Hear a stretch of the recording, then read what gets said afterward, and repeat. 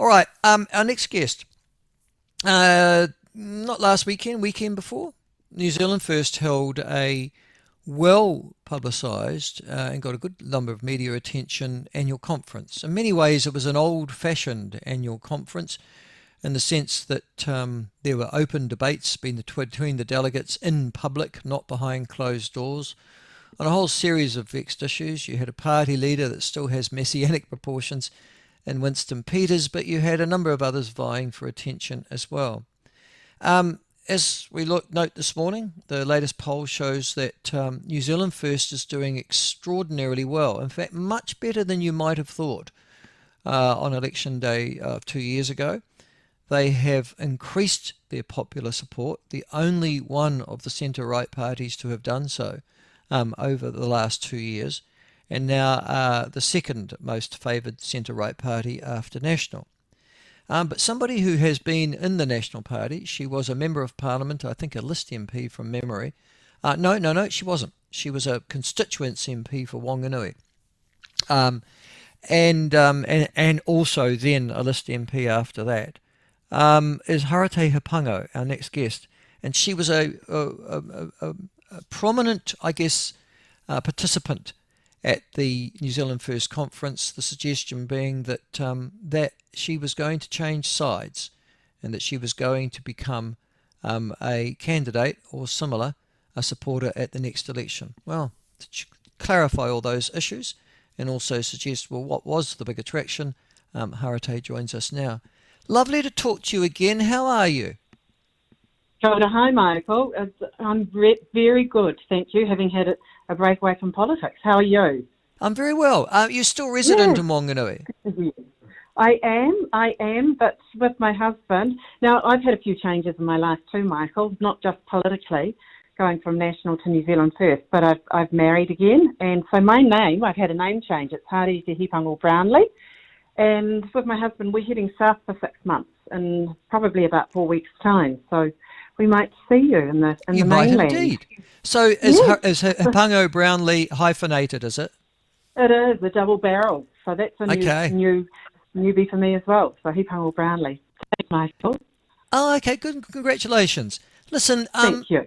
You've got children though. They must be older now, are they? Yeah, they're all 3 adult children, and just on that congratulatory note, thanks. I appreciate that. Just want to put a shout out for young Geordie Beamish. How fabulous and remarkable and phenomenal. And I heard you speaking earlier on your show and referring to Geordie as a Whanganui Collegiate boy in your day called Ringies. That term of endearment, I think it's one of those old school terms that hasn't been heard for a while. But Geordie, just phenomenal. And the fact that in the heat he stumbled, he fell, he got back up again, and here he is, he's a world champion. So that's a New Zealand First. He's a world champion on track. Yes, that's right. I thought it was a New Zealand First as well. Listen, talking about that, we were talking about schools. You and you knew that Wanganui Collegiate used to be called the Ringies. Can I just explain to the others? It was to do with their caps.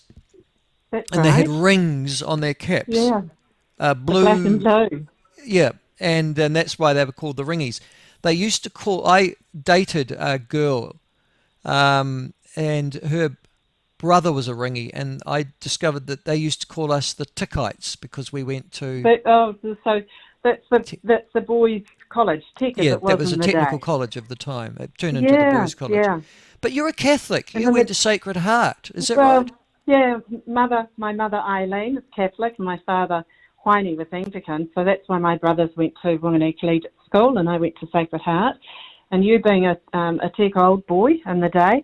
I believe that and in the day, it was a boarding school as well as a day school, wasn't it, Michael?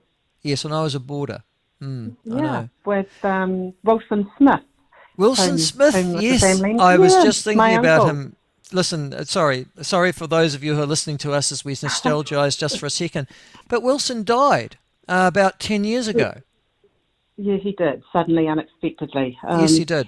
So, look, it's lovely reconnecting. So coming back to politics, you mentioned that I was at the New Zealand First Convention last weekend, and that was a first for me. And was I prominent? No, not really, just wanting to go in quietly and blend. But the fact that the media recognised that I was a former Nat MP they, I suppose, gave it the elevation to a prominence as such. It was a media story. Are you now a member, though, a financial member of the New Zealand First Party? I am, and in order to attend that convention, other than being guest speaker, which Stuart Nash was, I signed up as a member. All right, so, that's fine. Yeah. Why have you left the National Party and joined New Zealand First? Look, I had time out of politics, and it's been almost 3 years, and I've had time to reflect on many things, Michael.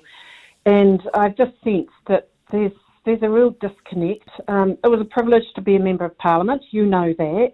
Mm. It was a privilege to be a member with the National Party for the time that I was, but I just sensed that I was becoming somewhat disconnected with the movement of the politics that was there. And so you mentioned I'm a Catholic. Yes, I am. I was born and raised. A faith-based approach was the foundation of our family. And I just think that as a national, and the reason why I did go national, just to give context, Chester Burrows, who was my predecessor, he approached me on a number of occasions whilst I was still practising law, and I was somewhat reluctant to enter into politics. I was giving my service back in the community on the ground, and so with Chester being quite insistent as he was, I made the decision on the basis of talking with a prominent leader, political leader at the time, Dame Tariana Turia, who happens to be a family member of mine. And so she actually encouraged me to go into the fray of politics, and she knew that it was the National Party and encouraged that. So I did. But as I say, there's somewhat of a disconnect and something that's really appealed to me. And it always has, actually. Had Chester not approached me, my inclination probably would have been more towards New Zealand First. But because I was approached and it was towards the National Party, I moved into that space, encouraged by Tariana, gave service there. But something that really, really resonated with me, Michael, during that time was, of course, and everybody else in New Zealand, was the COVID lockdown.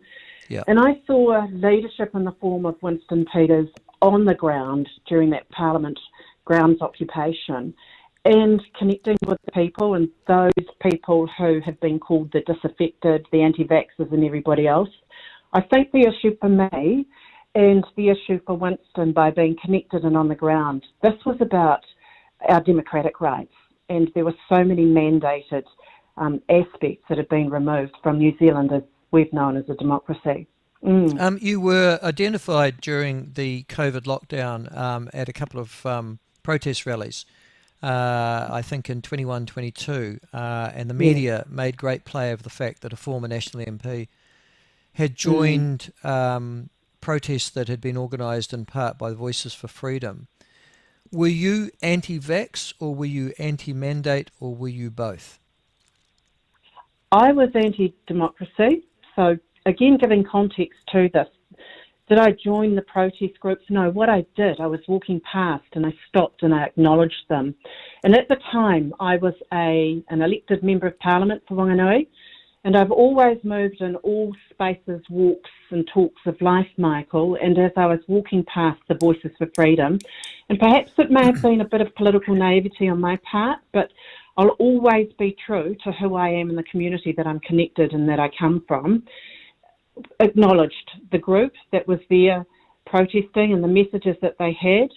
I deemed that it was really about their democratic right to peaceful protest, and so I stopped to recognise and acknowledge them. And in doing so, I took a selfie of that, like I do moving around other groups as well, and I put that on my social media. Not long after I'd done that, I'd been contacted by a senior member of the National Party telling me that I needed to remove it. And so that was the first time that I felt quite compromised and conflicted. Yes, I did. I recognised that I was a member of the National Party, but I also recognised that I was an elected member of Parliament for the community that I come from. So, yes, the media, they made fodder of it, and I took some hits on that.